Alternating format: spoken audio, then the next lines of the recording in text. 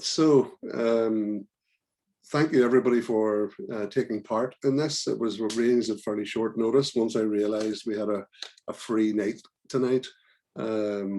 Actually, I usurped a club committee meeting with it by accident. So apologies to the club committee members for usurping the club Zoom.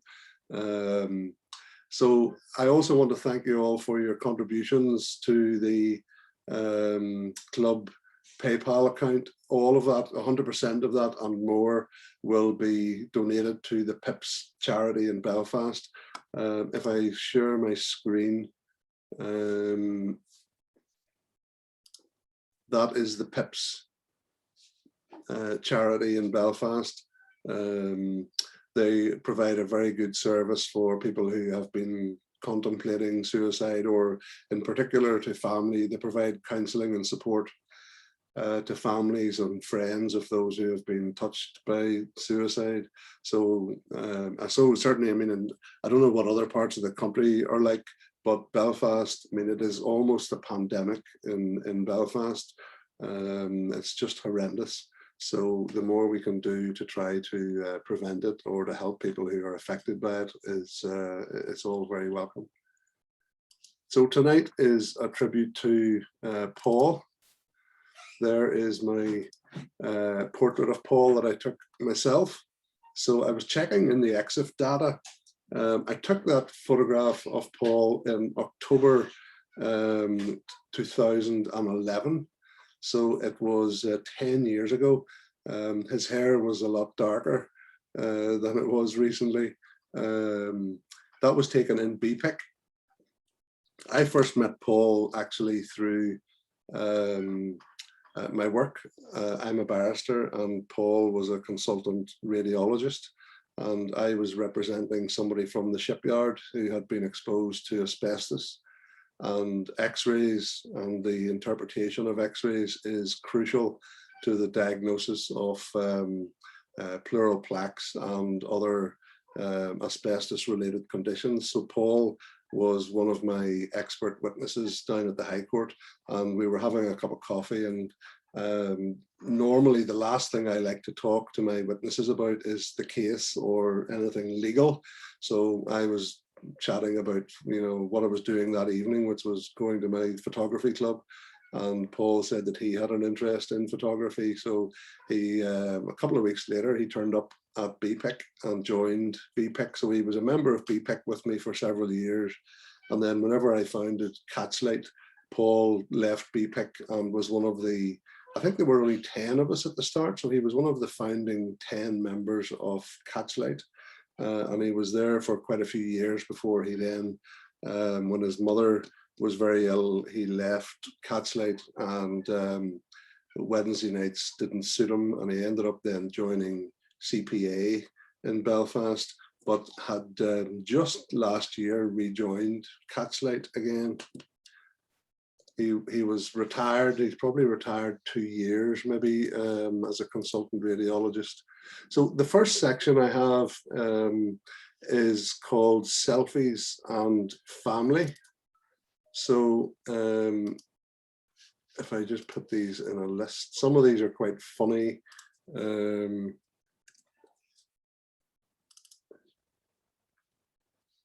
Oops, we didn't get them all in one go there. We'll try that again.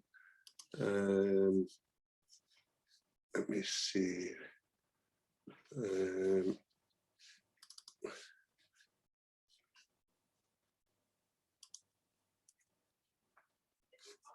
If I quit preview, nope, not going to allow me.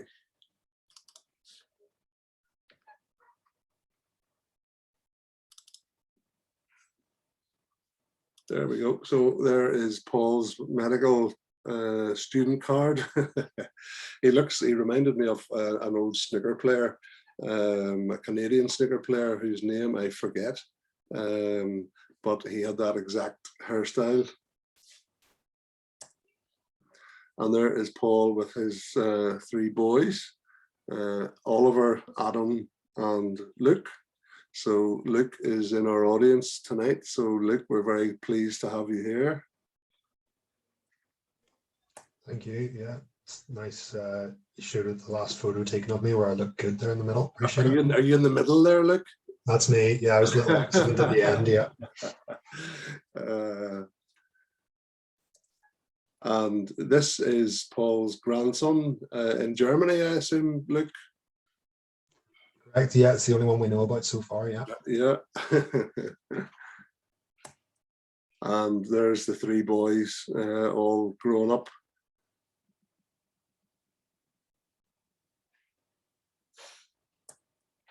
And back with the grandson again. So he enjoyed pulling faces, as you might see in a few pictures coming up. So he's obviously teaching the grandson here to make a nice face for the camera. And there's Paul with his smile.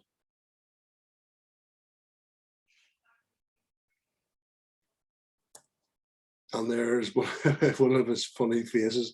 So I think he had an app on his phone and he was enjoying putting these up with the different funny filters applied to his phone.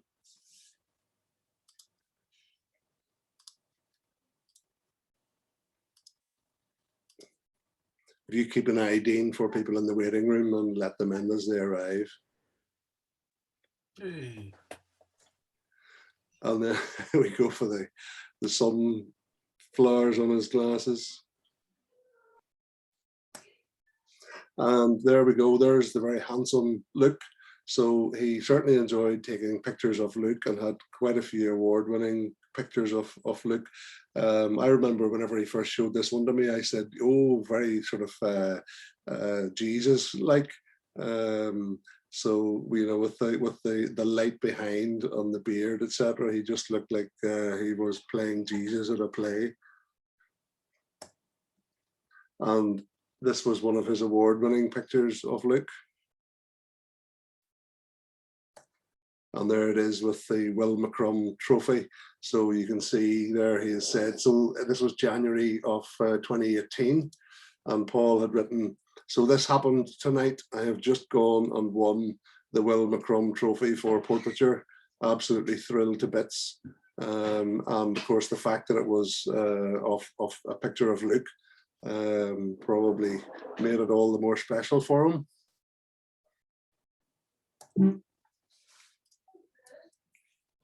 And another one of Luke.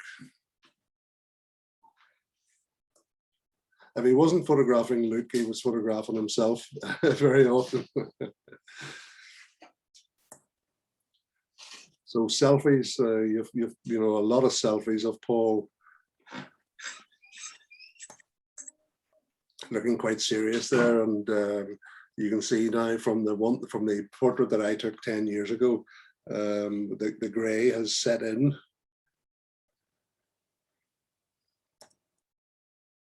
And this was quite funny. He posted this one up and somebody had said, still not smiling. And Paul said, that is me smiling.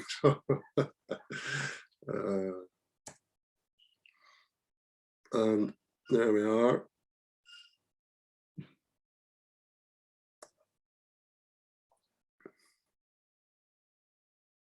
The clue to the lighting is always in the eyes there. So you can see two cat's lights in the eyes. So I assume he's sitting in front of two windows.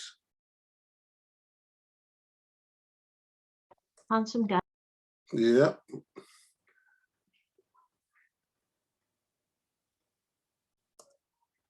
And if he knew I was talking about him tonight, that's probably what he would be saying to me. Shut up, Ross. But Paul could certainly talk. I had him on my 10 from 10. So I put a link later on in the chat to my 10 from 10, where I invited photographers from all over the UK and Ireland and further afield to do a talk on 10 of their favorite pictures. So you will be able to go on to that and hear Paul. I deliberately put Paul last because I knew he would talk a lot, which he did. So he was every picture was associated with a story.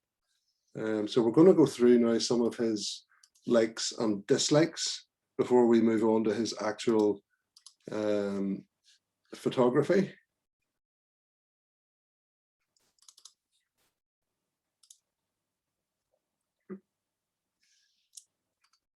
So music played a big part. He was a big fan. He always was posting his record collection, etc. And he did own the guitar.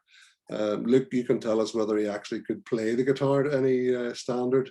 I can tell you, he taught me my first three chords, and they served me rightly ever since. He was, fair play to you, you'll have noticed he kept his hands good for two reasons. One was because he was always terrified of getting dirt on a lens, and two was his nails in his right hand were always like a Catwoman fanboy. He had these big long nails for playing guitar.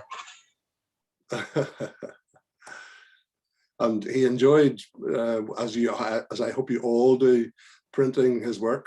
So he did print and mount his own prints, which he certainly enjoyed doing, and he did stick them up on the walls. He also was a fairly avid collector of, like myself, of photography books. So he had quite a collection now of some big names of photography collections. There's another one of his framed, printed and framed the way we should probably all of us should do more of it. Get them up on the walls. The Henri Cartier-Bresson book, who no doubt provided Paul with a fair bit of inspiration.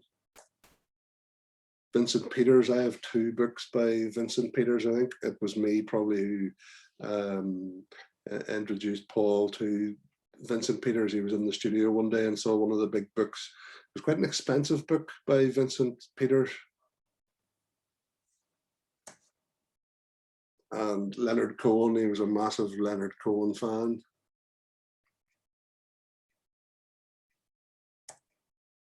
So this is, he loved coffee and he loved apple pie. So the amount of pictures that you would have seen him post of his coffee and apple pies, and he always was on the search for the perfect coffee.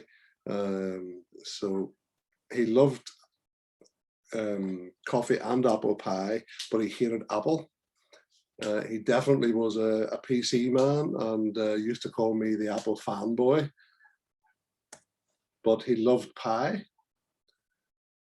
So Jonathan Pie, he really enjoyed all Jonathan Pie's little videos on social media and would repost them up on his Facebook page, etc. And he hated Brexit with a vengeance. Absolutely no time for people who were in any way in favor of Brexit. And here he is posting nice comments about Boris and Gove. So he went over to London for one of the anti-Brexit protests, or maybe was in London for photography and chose to allow it to coincide with an anti-Brexit protest. This was the guy who always stood in front of the Sky cameras whenever they were reporting from Westminster. So he got his selfie with him. And there's one of the protests.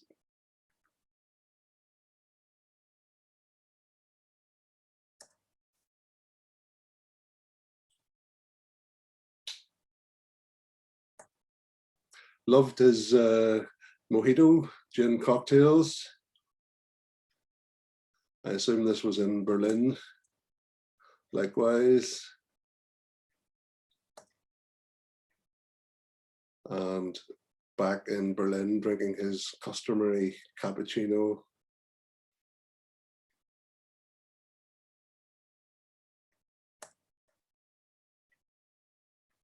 And on the search for his perfect coffee beans. The search for the perfect coffee continues. This one is foul. Poor flavour, yet sharp and bitter. IKEA beans are better. So, I used to tease Paul and call him Victor Meldrew because he always had something to complain about. But we always had a bit of a laugh. But I always laugh when I read that quote about his search for the perfect coffee bean. So there's a collection of some of the books, some big names there: Helmut Newton, Don McCullen, Irving Penn, the New York Times Magazine, etc. Avedon, Elliot Erwitt, they're all there. Several, Helmut Newton, in fact. There is his trophy collection. Once he went to CPA, he cleaned up in terms of their trophy nights. So I think he probably won every trophy that was going in CPA. He did not like dogs. So I was surprised to find that he had actually committed sacrilege and taken a picture of a dog. But he used to give off about, I see Darren in the audience, he used to give off about Darren's dogs, etc. But he obviously saw something in this. Maybe Darren, if you'd dressed your little dogs up in skirts or something, maybe Paul would have taken more kindly to them. There's his guitar.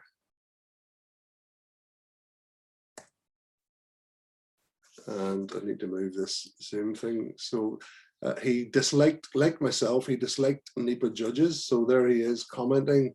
This was in the early days of Catchlight. Very disappointed tonight.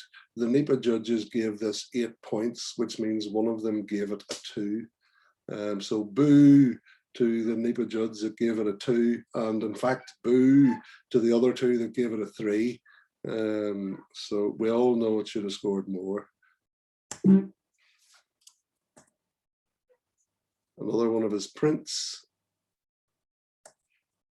And again, panoramic print. And here we go, coffee beans from Einstein Coffee in Berlin, a little treat to myself. So we obviously thought they were definitely better than IKEA beans.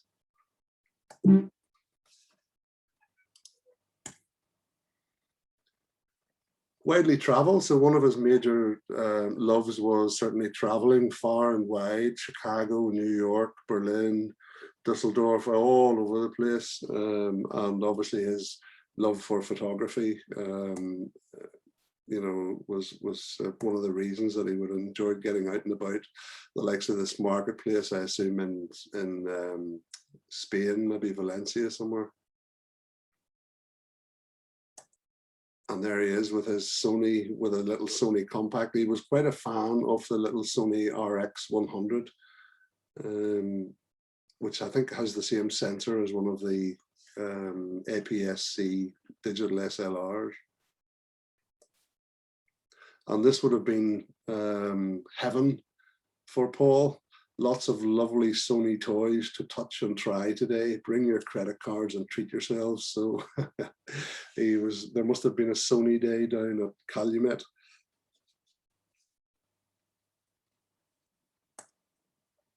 And the last one in this section is Goodnight Tipple, the Bushmills malt. So that is the sort of personal side to it. We're now going to move into his photography now. This one here, infrared, I only have 2 images in it. He actually started off in club photography with infrared. And he had a Canon camera that was converted to infrared. I think one of the guys in Catchlight maybe owns it now, Ian Humes. I think it was a Canon 30D possibly, or 20D converted to infrared.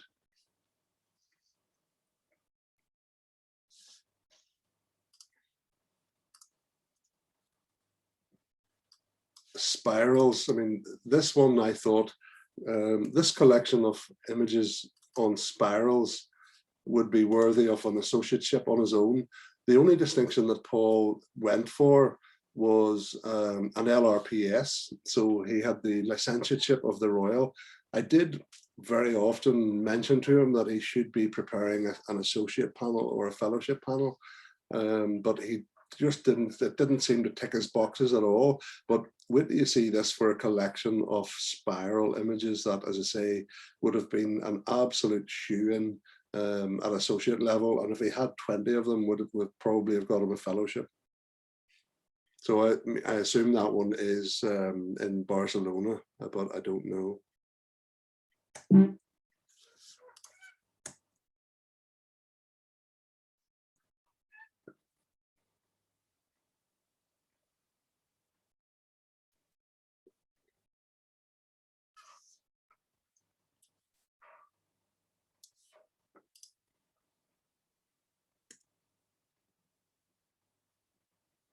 So obviously the spiral was something that he was always on the lookout for.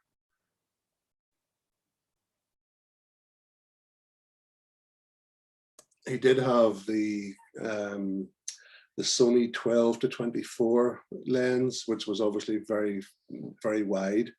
And it allowed him to get, you know, some quite spectacular pictures that maybe an ordinary lens would not be capable of getting all in. But the play on, you know, the spirals, colors and shapes and textures there is just superb.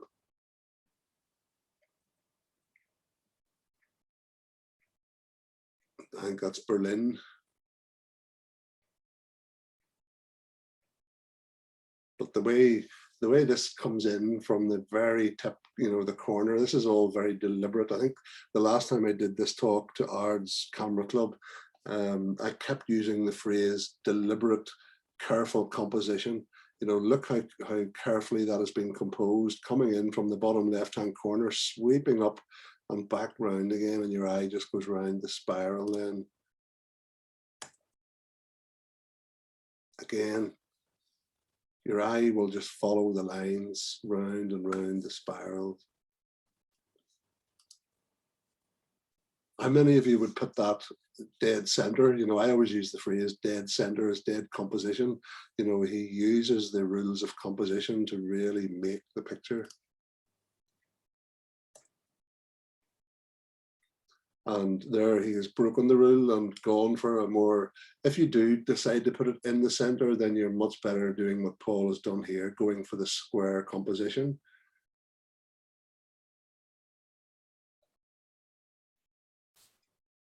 And this is superb. You know, how many of you would just walk down those steps and never think of actually taking the photograph?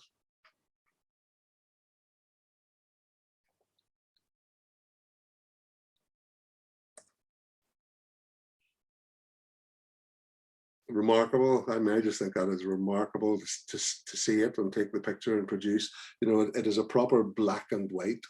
It doesn't come out of the camera like that. It has been processed to end up like that.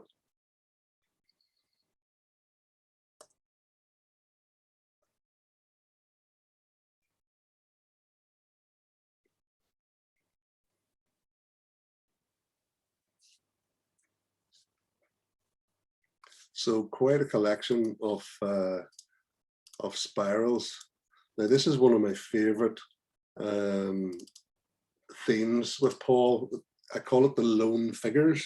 So I suspect that he had to hang around for quite a while for some of these to actually capture the lone figure in the surroundings. I didn't get them all again. I'll just try that again. Quick preview. If you do go and watch the 10 from 10 talk on YouTube, you'll hear him say about one of them where in fact it was taken at 1:30 in the afternoon in London. I'll mention it when I come to it. So obviously in Germany, the lone figure silhouetted against the bright background. And you also have two reflections, one reflection here and one reflection on the left.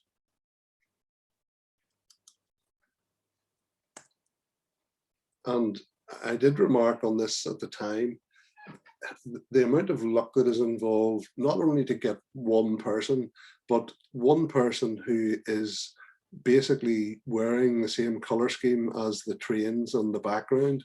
So you have red, white and gray on the whole interior of the train station, red, white and gray trains. And what is the guy wearing? Red, white and dark gray. So it is quite remarkable, the luck involved there.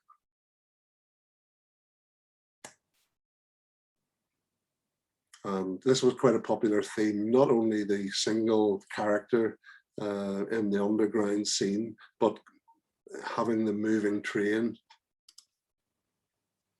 You can just see a hint of movement on the left foot there as this person, he obviously would prefer this person to be standing completely still waiting for a train, but she's just moving off there. And Berlin.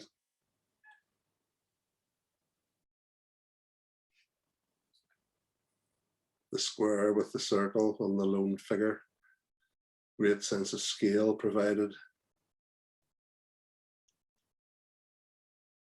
This was the first picture that he talked about on the 10 from 10.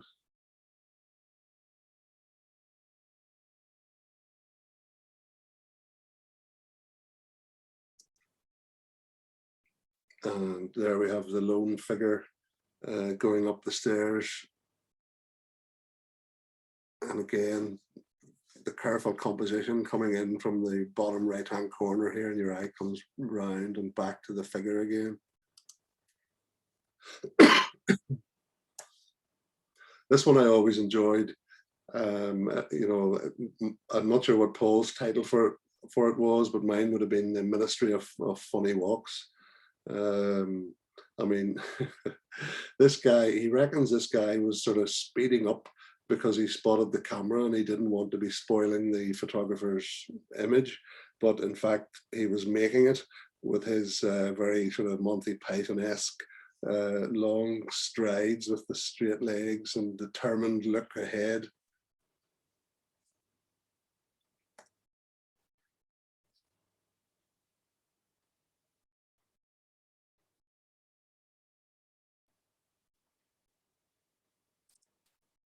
And again, look at, you know, the sense of scale there. I don't think I have a lens wide enough in my camera bag collection to allow me to take that type of picture. So I assume this is a full 12mm on the Sony 12-24. And the verticals are vertical. You know, he is, in fact, he did own a 17mm tilt shift, which he used with the Sony camera. So it could possibly have been a 17mm stitch, I can't remember. And there we have the two people, you know, mirroring each other, one walking in from the right, one walking in from the left. It wouldn't be the same picture if that person was walking that way and this person was walking that way. So they're walking in towards each other into the middle of the circle.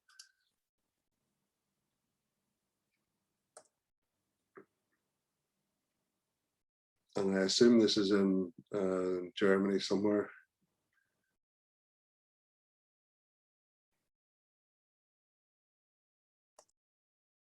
And this was quite a popular one for him. This one got accepted as a print into the Royal Ulster Academy of Arts annual exhibition in the Ulster Museum. And he managed to sell 5 prints from it. I had told him that he was selling them too cheaply. And he said that was the only reason that he sold 5, because they were too cheap. But I reckon they would have sold even at a much higher price. Again, the good fortune of the lady who just happened to be walking past wearing yellow, as we had the yellow train sitting.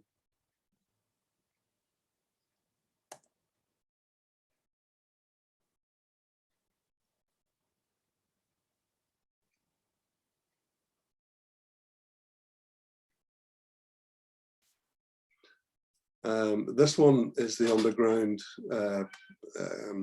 tunnel in Belfast in, what do you call it, Ann Street. So if you watch not Game of Thrones, what do you call it, Line of Duty, the guy, the young detective, is it Steve Arnott or whatever his name is always in every series of Line of Duty. He's photographed in this underground subway.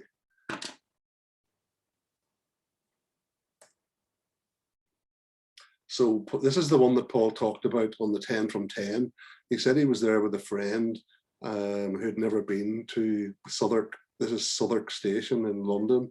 And he said he was with a friend and the friend was faffing about, setting up his tripod, etc., trying to get the shot. And Paul was standing there with his 12-24 lens, and this lady with red hair came round the corner. And so he said it was very much a grab shot, but it's a heck of a grab shot. The perfect symmetry in the framing. If you look at the left half and the right half, they are almost identical in terms of the the symmetrical framing, and you have this line right up the middle. And then, of course, the symmetry is broken by this single person who had red hair. So he certainly had good fortune when he was out. And this was 1:30 in the afternoon, apparently, at Southwark Station. So, and this was pre-COVID, obviously. This was during normal times. So how on earth he managed to just capture one person there at 1:30 in the heart of London, I have no idea. The lady with her pram.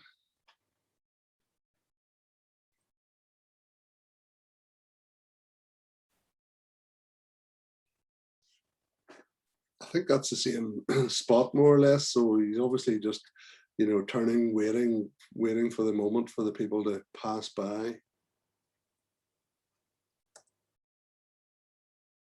And you saw that one earlier with the guy with the briefcase. So now we've got the bicycle and somebody else walking through. So, you know, I imagine, you know, the approach is to find your spot and then wait for the people to make the picture.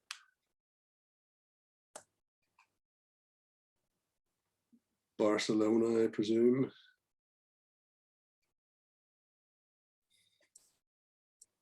So there we go, another one in that same spot. So the colors this time. So here you've got the, you know, you've got the green reflections in the window, and this lady wearing the green coat.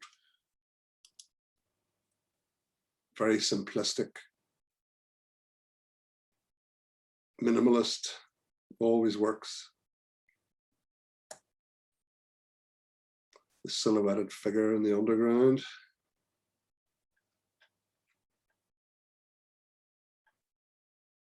I think this is Dusseldorf Library. He does tell the story.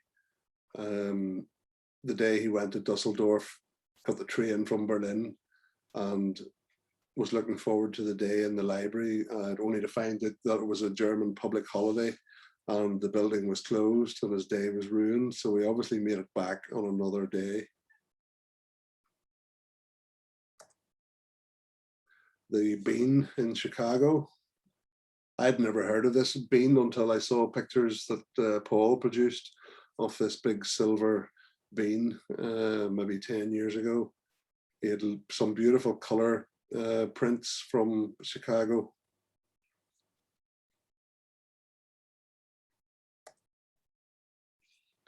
And London there with the Shard. And again, the lone figure sitting looking at her phone there on the left.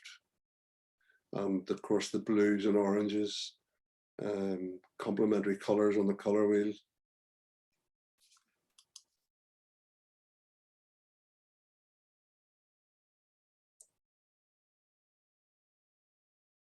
Brixton Station.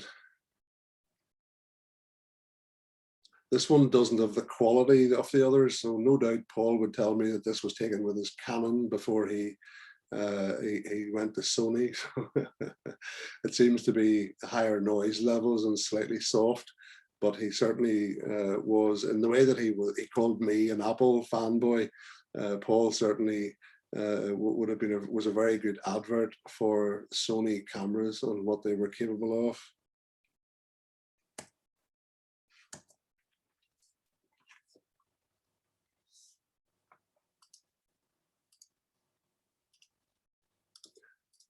Just a couple of panos. So he did some stitching of panoramas. So there we have the Great Light in Belfast, obviously taken at night. And what a sky he managed to capture there in the blue and orange.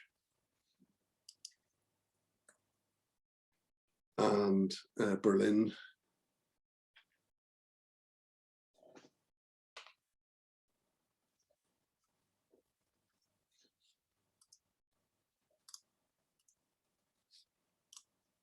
People, I have to take the blame for some of these. He did enjoy coming to the studio. He did attend a couple of workshops with me, but he definitely preferred if I give him an invitation to come, maybe just him and me with a model, or maybe one other person with me and him rather than the workshop. So he photographed our Gerald, who's in the audience tonight, with a slightly different looking beard than he has there. So I suspect that was taken on the same night that I took the picture of Paul himself that I started off with, because that is, I think that's clearly taken in BPIC with that same metal shutter background. This was just Paul and I had run a workshop where I'd had these garments borrowed from a designer in Dublin, and I had a day or two before I had to give them back. So I didn't want to waste the opportunity. So I asked Christine here, would she come in and model? And I think this was probably just after Paul and I had come back from the photography show. So it would have been, the photography show was March 2019. And Paul and Terry Donnelly had persuaded me to go Sony. So I had got my Sony camera and I wanted to have a Sony shooter to help me get through all the multitude of menus in it. So I invited Paul to come in with Christine. So Christine there with this dress with the DM boots. This one, I think, was taken down at Calumet on one of their model or portfolio days. And another one of Christine that day in the studio.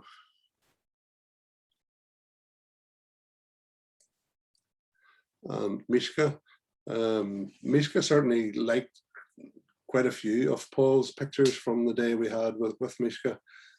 She had quite a few of them up on her own profile.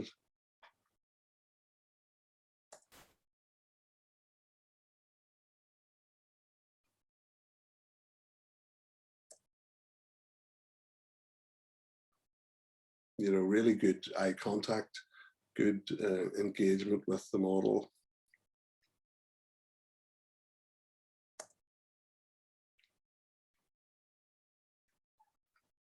One of the canvas painted backdrops that I have.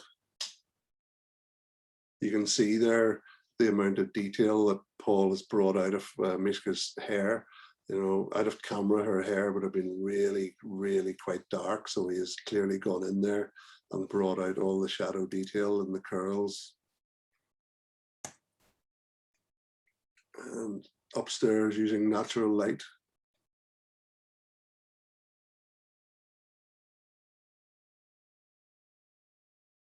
So again, he must have had it. I mean, that room is so small. It's only that one window wide. So I assume he had a fairly wide angle lens on that day to be able to capture that full length, because he would only be a matter of a few feet away. There's no room to be any further away from there. Christine, that was taken a couple of years before.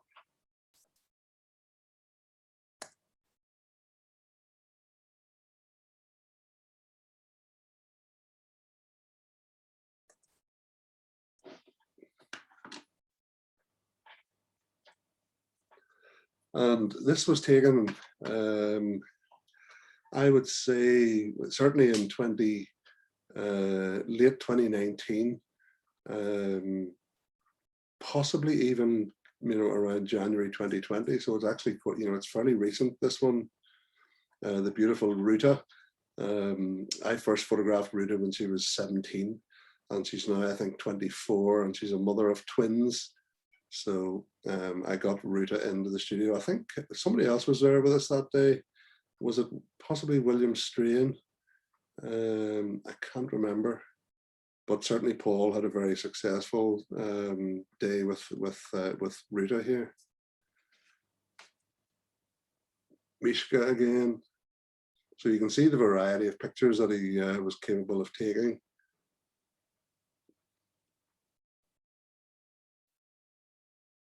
Obviously adding film grain, this would have been taken at ISO 100 in the studio. So he's obviously added the grain effect during the processing.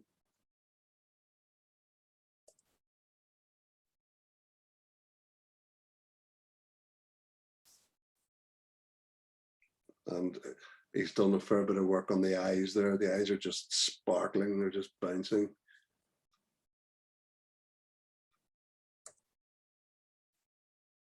And this is Ruta wearing the neck piece made by Julia, who is in the audience tonight. So that is a red feathered neck piece that Julia has made.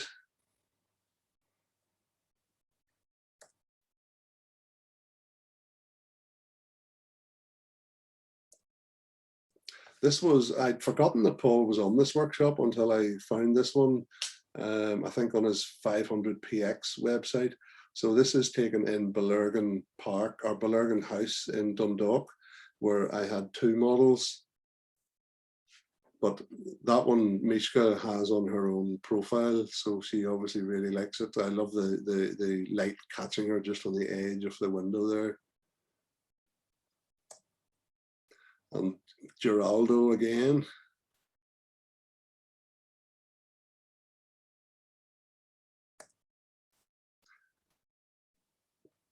Quite a few pictures on his Facebook, certainly, of you know, all the people with their guitars, and was a big fan of obviously going out and capturing people, you know, live music.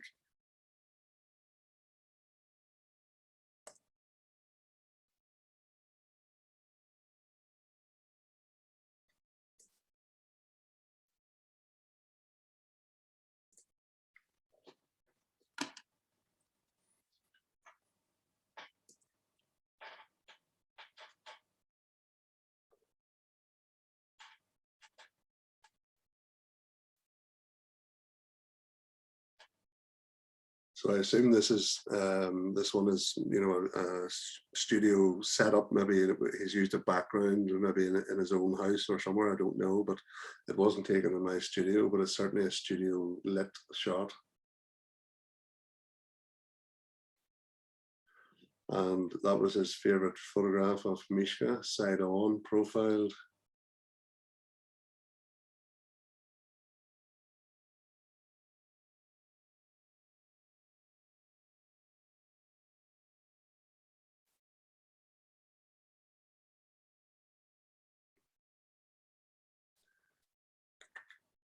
And there's Mishka and Lulu, so that's back to that workshop in Belurgan in Dundalk.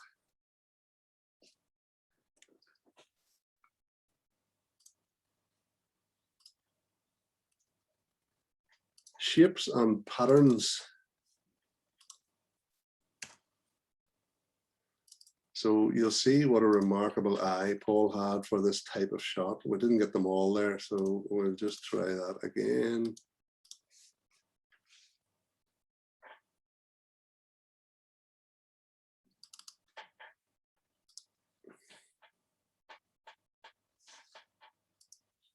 So you've seen the panorama of the Great Light. That's obviously, you know, one shot.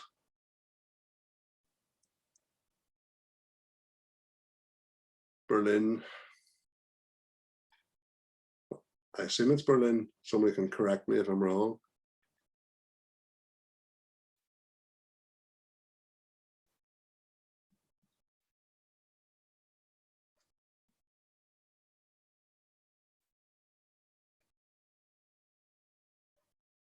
This, oh yes, there's a fun thing coming up here. So he obviously was printing this picture and he stuck it up here. Tinkering.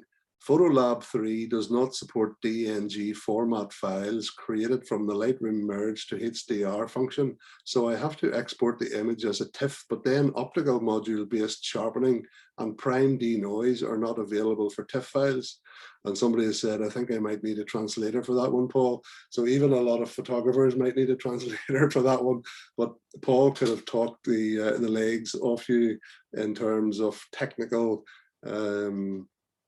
software details, etc. So no idea what he's going on about there, but he certainly produced a very good picture.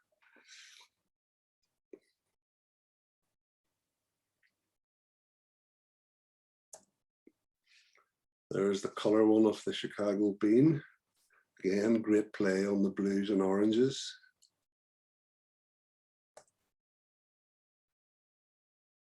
Symmetry.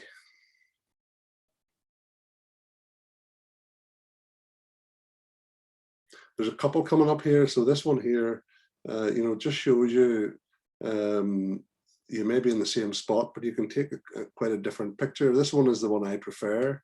That one, I suppose it depends whether you see, you know, have the left side brain or the right side brain. This is more orderly with the verticals and the horizontals, and then you have the spiral.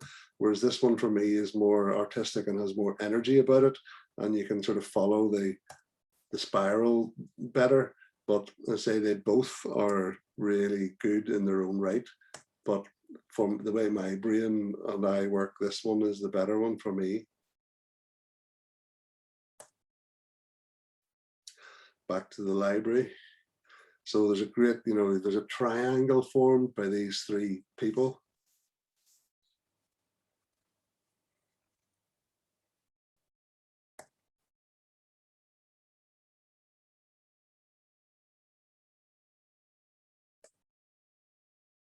It's quite a remarkable building, obviously.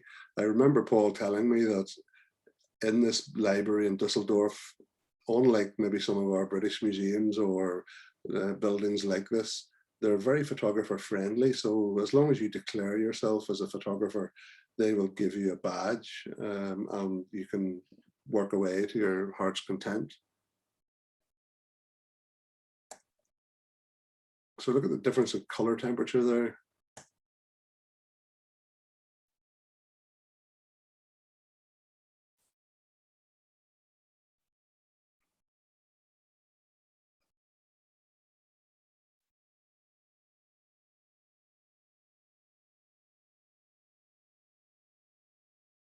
Belfast,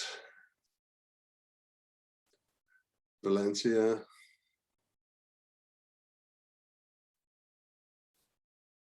Like this one, I'm not sure where it is though.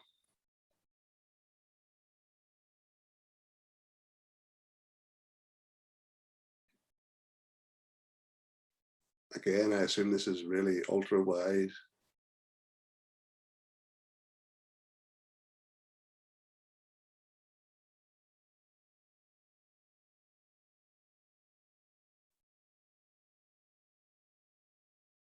This was this form of processing that it has become very popular in competitive photography.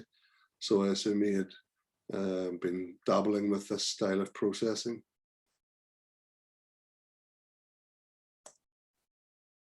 And again, look at the framing of this, you know, with this line coming in, just catching the edge at the bottom there.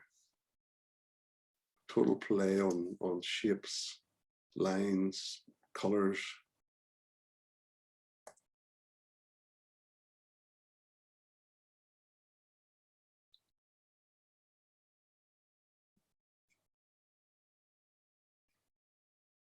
Paris.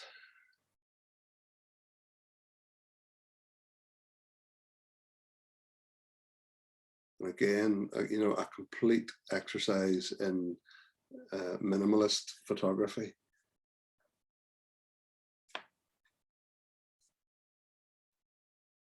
And again, look, coming in from the very top left corner, coming in from the bottom left corner. So top left corner, bottom left corner, all leading you up to the spiral on the right hand third.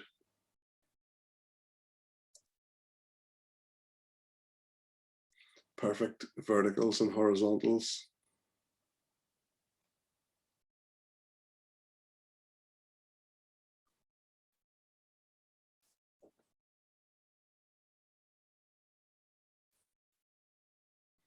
So again, another play on the stationary subject with a moving object behind.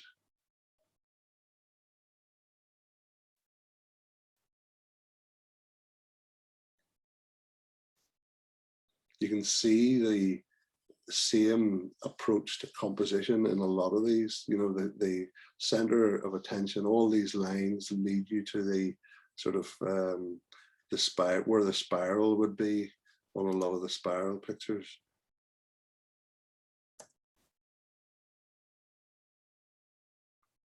look at the corners of the star, the corners of the picture.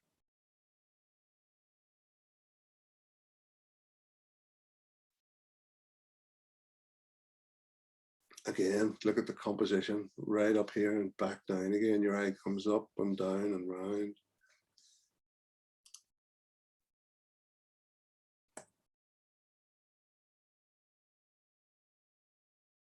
You know, again, look at the color of the tiles and look at the color of the lady's coat. If that lady was wearing an orange or a blue or a red, well, suppose blue might be good with blue and orange on the color wheel, but the fact that her coat matches the tiles perfectly just makes it that restricted color. If she was wearing a bright multicolored jacket, the picture is just nothing compared to what it is.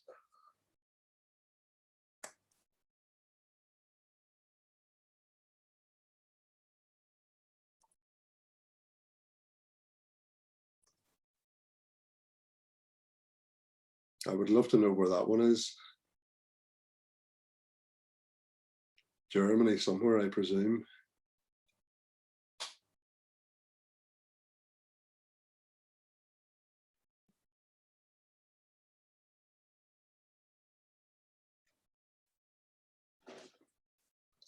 And one of my personal favorite sections is the Symmetry and Reflections.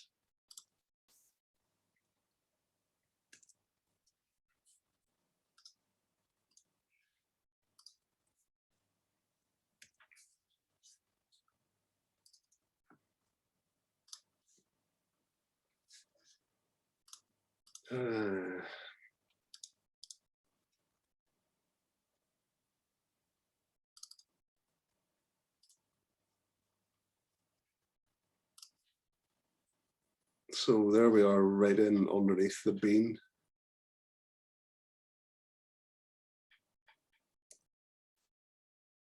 Again, the perfect symmetry with the square approach, when the subject's in the middle, the square approach works so well.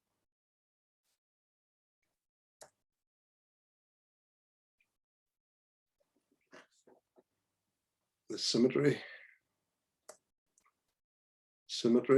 vertical symmetry.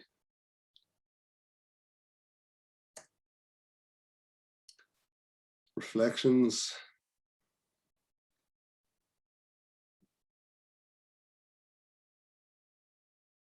Again, perfect symmetry.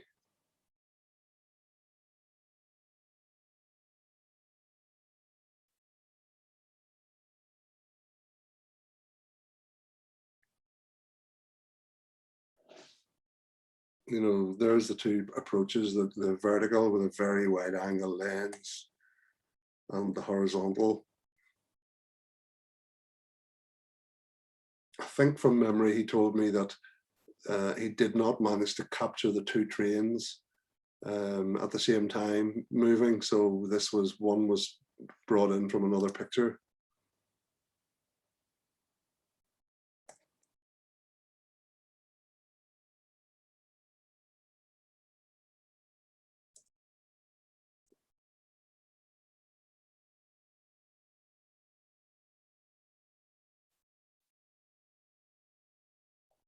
Reflections.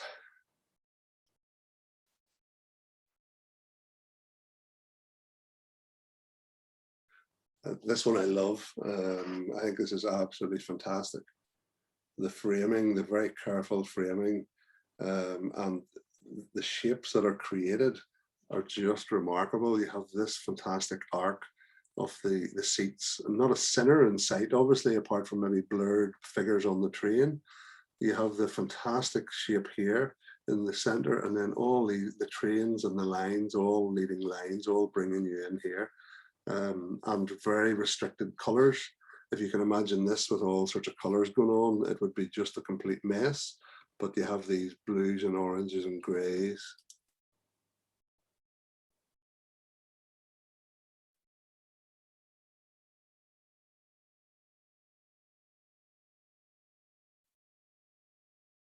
Similar to this.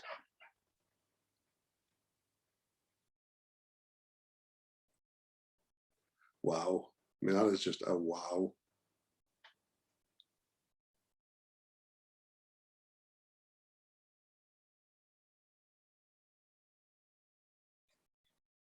And we couldn't work this one out. I was asking whenever we had people, there were people from CPA who had gone to this place after Paul had been, and I was asking them, how on earth does this happen? The fact that what we're basically looking up to, we're looking up inside one of these lights. So to me, it can't be real. I'm assuming that this has been, you know, he's stood underneath it and taken a picture and then put it in there, because the angle, the perspective that he's at to take this does not match this. This is, you know, a light hanging down like this. So I think there's a bit of artistic leeway going on there, but it certainly works for a very dramatic picture. That's how obviously they would normally look, all in a line, all of the exact same perspective. But the blue and orange there on the color wheel, and you know, no people. All about the shapes and the symmetry.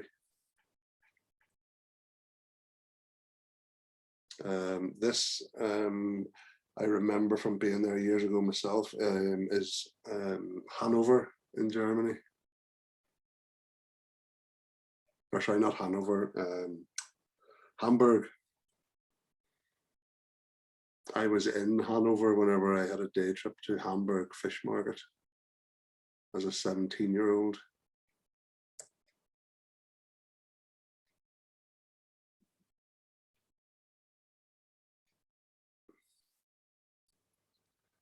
The Natural History Museum.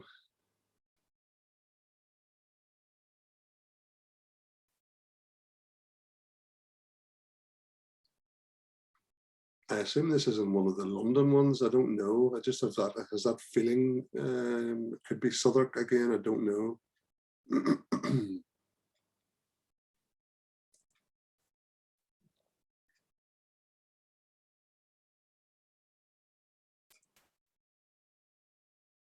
So these lights must have changing colored light bulbs, you know, as you stand. They must change over time, their color temperature. I've seen that one. Reflections in London.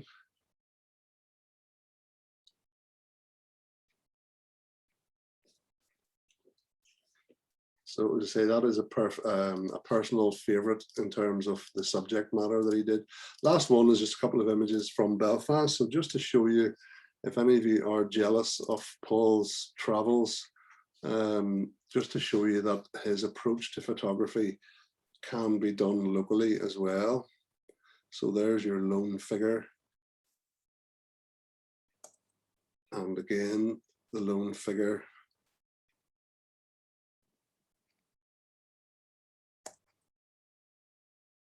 The Titanic.